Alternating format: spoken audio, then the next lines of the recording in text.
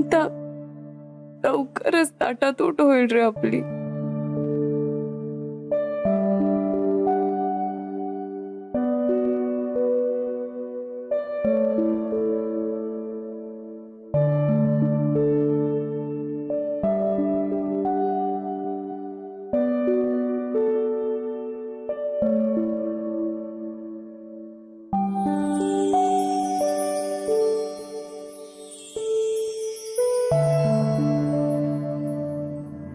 अमृता,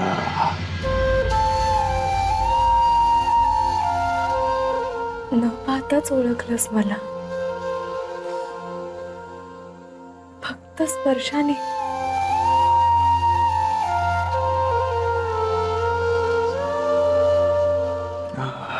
का नाही ओळखणार? माझ्या आयुष्याचा सगळ्यात महत्वाचा भाग आहेस तू. पण तुझ्या आयुष्याशी एकरूप नाही होऊ देणार तुम्हाला. You are my best best best best friend.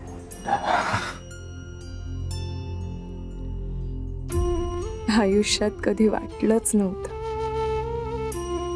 माझं पहिलं प्रेम असं एकतर्फी असेल, तेही त्या मुलावर जो खरं तर कायद्याने माझा नवरा आहे, पण माझा होऊ शकत नाही.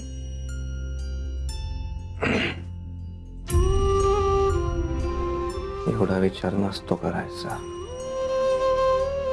मनात आहे ना ते सगळं बोलून टाकायचं.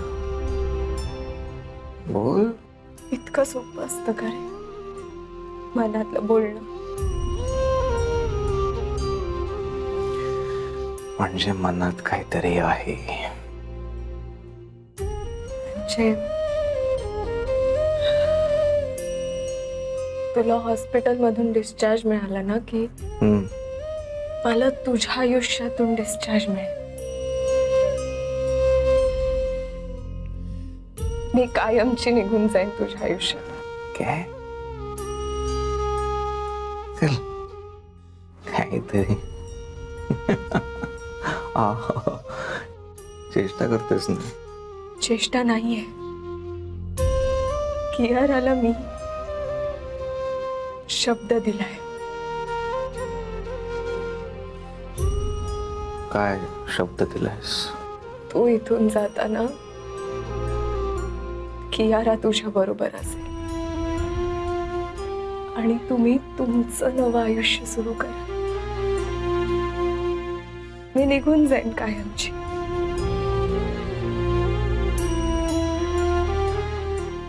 अमृता, अरे तुला तर आनंद व्हायला पाहिजे ना. या खोट्या लग्नातून मुक्ती मिळेल तुला. तुझ्या कियारा बरोबर तुमच्या दोघांचं नवं आयुष्य सुरू होईल. फायनली मी आणि क्यू एकत्र येणार.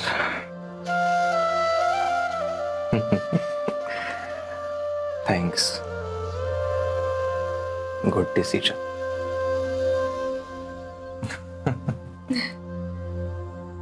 आणि आहे पण मी आनंदी. दिसतोय ना मी हॅपी. इकडे बघ.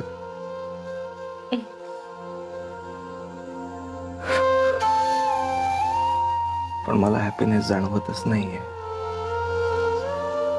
का ते कळत नाहीये मला. मी हॅपीच फील करत नाहीये. पण मग असं का, हा प्रश्न मी स्वतःला विचारला. मग तेव्हा मला जे उत्तर मिळालं ना ते फार भारी होतं. तुला माहिती मी कधी कधी हॅपीनेस फील केला. फार इंटरेस्टिंग आहे. आपल्या टॉम अँड जेरी टाइप्स भांडणांमध्ये मी कायम हॅपी होतो. संक्रांतीच्या वेळेस तुझ्या हळदी कुंकवाला तुझा नवरा म्हणून मिरवताना मी हॅपी होतो. तुझा बर्थडे माझ्या घरच्यांच्या बरोबर दिवसभर सेलिब्रेट करताना मी हॅपी होतो. तू जेव्हा माझं गिफ्ट ऍक्सेप्ट केलंस ना प्रेमाने, तेव्हा मी खूप हॅपी होतो. आणि सगळ्यात शेवटी तू जेव्हा केऊकडे येऊन मला अधिकारवाणीने घेऊन गेलीस ना, तेव्हा मी जाम हॅपी होतो. तुझ्या बरोबर मी जेव्हा जेव्हा असतो ना, तेव्हा मी खूप हॅपी असतो. म्हणजे केयूवर मी प्रेम करत होतो, पण मी हॅपी होतो का?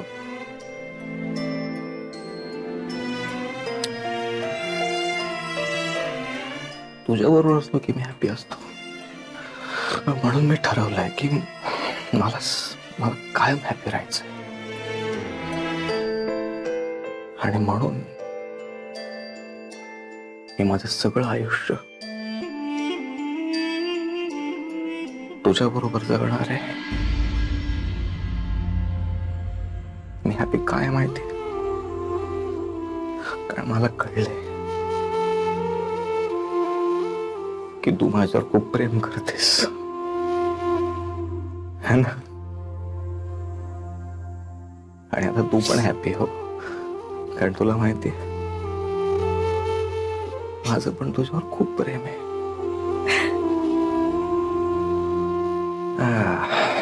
पण काय उपयोग यार, तू तर चाललीस ना माझ्या आयुष्यातून. जा जात, काय उपयोग नाही. अक्षय, अमृता, अक्षय. अमृता, काय झालं? स्वप्न पाहिलंस का? अमृता, गेल्या 2 दिवसात तू 1 मिनिटही झोपली नाहीस. तू एक काम कर, घरी जा, आराम कर. अमृता, अगं काय झालंय? तुला घरी जायचंय का? नाही. शुअर? हो. थांब, मी पाणी आणतो तुझ्यासाठी. हा, आलोच.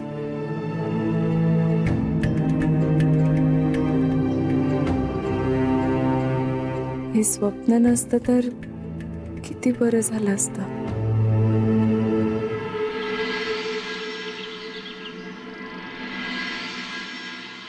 अक्की, बेबी, बरं वाटते ना तुला आता? किंवा मला बरं वाटतंय, पण मला सांग ना, तू काय केलंयस नेमकं? तू माई समोर इथे इतक्या सहजपणे वावरतेस, काय केलंयस? बिकॉज फायनली तुझ्या घरच्यांनी आपलं प्रेम एक्सेप्ट केलंय. तू ग्लानीत होतास ना, तेव्हा सारखं माझं नाव घेत होतास, आणि हे सगळं त्यांना कळलंय. आणि मी आल्यावर तुझी रिकव्हरी एकदम फास्ट झाली. So they got to know how it is. आणि त्यांना माझ्या प्रेमाचं महत्त्व कळलंय. Finally baby, now I'm totally relaxed. आराम कर.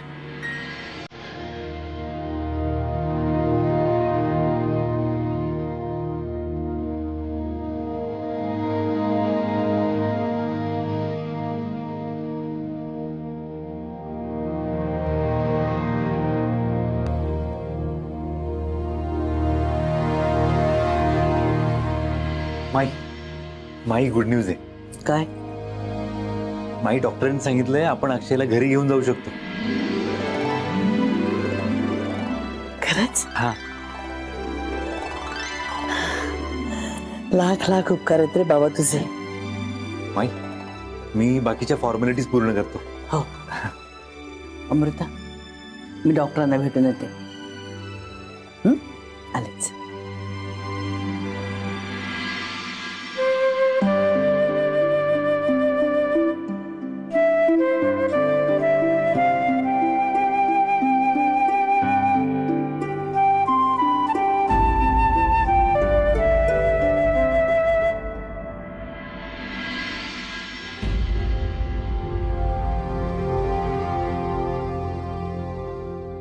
फायनली माझा हक्की बरा झालाय आता.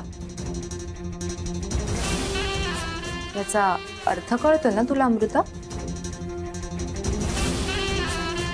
फायनली मीच जिंकले. जा घरी जाऊन सांग सगळ्यांना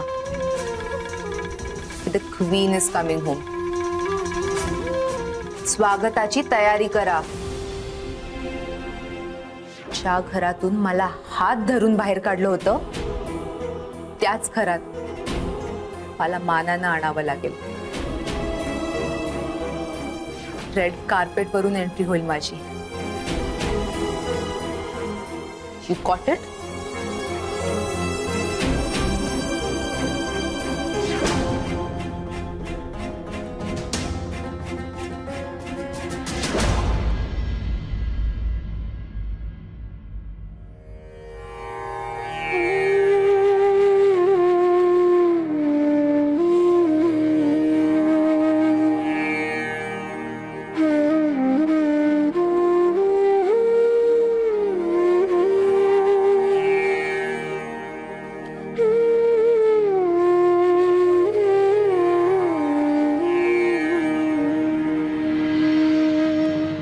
आता कशाला रडतेस? आधी मूर्खासारखं वागायचं. तुला असं वाटतं तू सगळं केल्याने सगळं काही व्यवस्थित होणार आहे, आणि अतिउत्साहाच्या भरात ना नाही त्या गोष्टी तिच्याकडे कबूल करून मोकळी झालीस. आई अहो, अक्षय मरणाशी झुंजत होता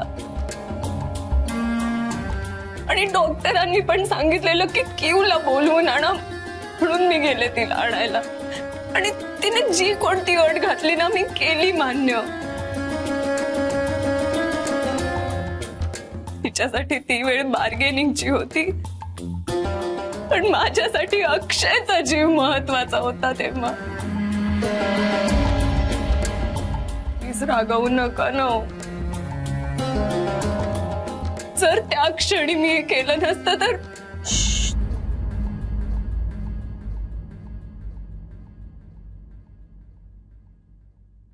जे झालं ते झालं. ह्या झाल्या जरच्या गोष्टी. पण आजचा विचार करूया. माझ्या डोळ्यात बघ आणि एक गोष्ट खरी खरी सांग.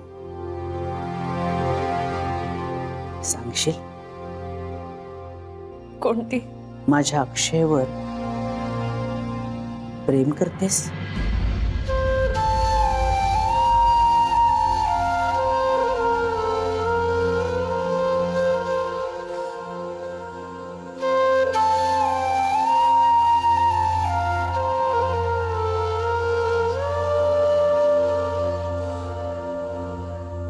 मला माहिती आहे लग्न तुला मान्य नव्हतं. बोहल्यावर उभं राहायच्या आधीच तुम्हाला स्पष्टपणे सांगितलं होतंस. म्हणून उद्धटपणे नाही, स्पष्टपणे सांगते, हे लग्न थांबवा. माई, मला हे लग्न करायचं नाहीये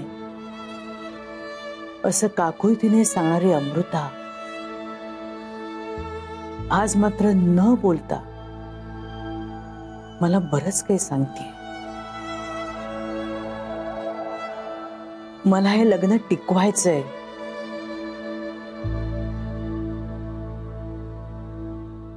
अमृता,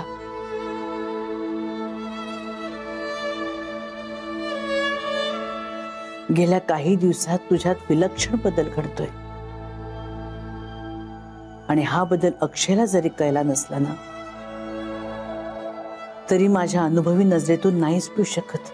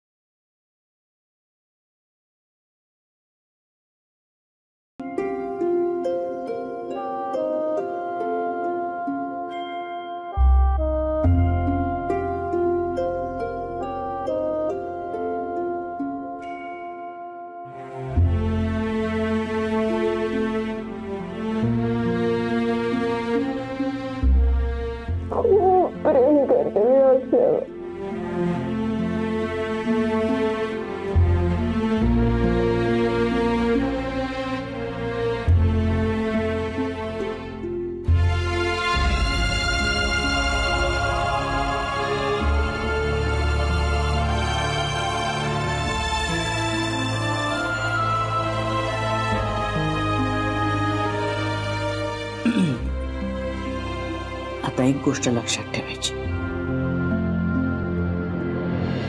हे जे काही तुमचं डील आहे त्याबद्दल घरात कुणाशीही म्हणजे कुणाशीही बोलायचं नाही. पण माई, उद्या अक्षय घरी आल्यावर ती पण येणारच आणि शब्द दिल्याप्रमाणे मला माझी बॅग भरून आईकडे जावंच लागेल.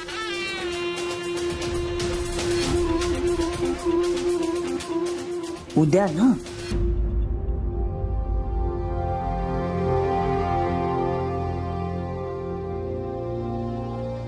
उद्याचं उद्या बघू.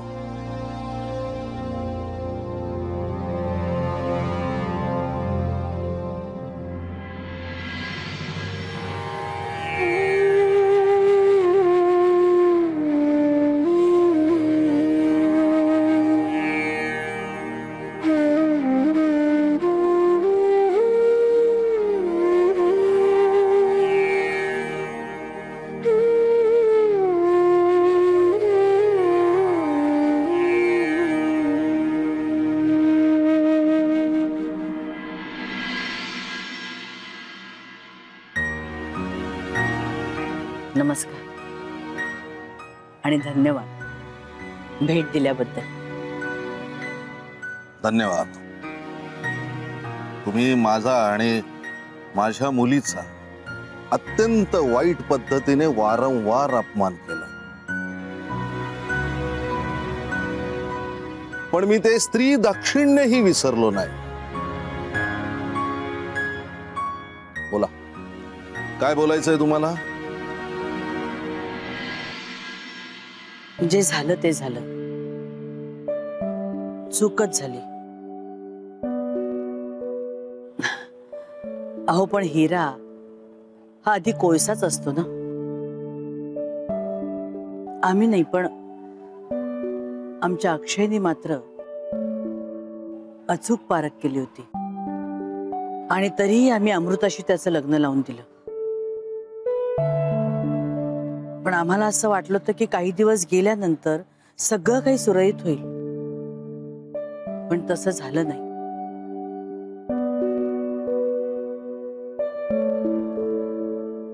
मला कळलंय की अक्षय आणि कियारा अजूनही भेटतात एकमेकांना.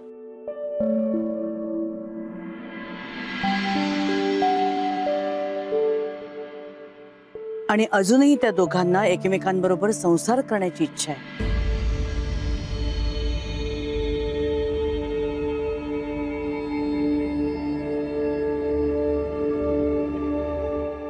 म्हणजे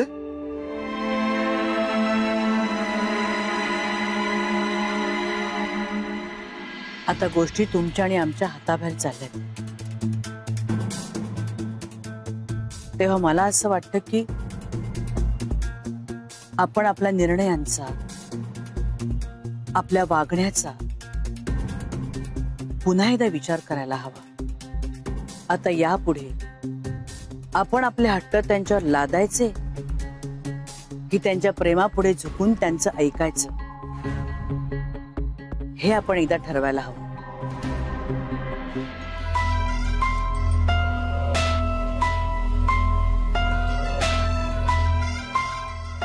या गोष्टीवर खूप विचार केला. तेव्हा असं वाटलं की आपण त्यांच्या प्रेमाचा विचार करायला हवा.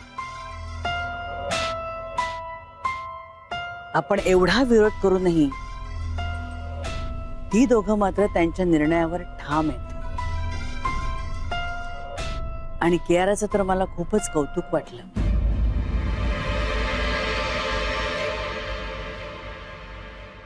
मला असं वाटलं होतं की कियारा काय संसार करणार, आमच्या परंपरेमध्ये कियारा बसणार नाही. पण आज तिने जे काही केलंय ना, त्याने मला थक्क व्हायला झालंय. काय काय केलंय मिंटीने?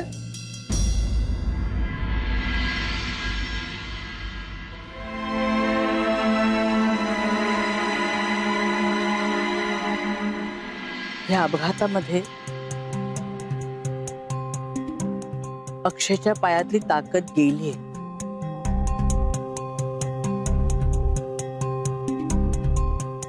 डॉक्टर म्हणालेत की तो चालेल, पण कधी चालेल नाही माहित.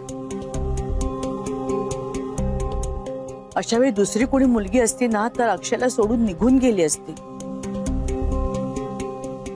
पण कियारा नाही.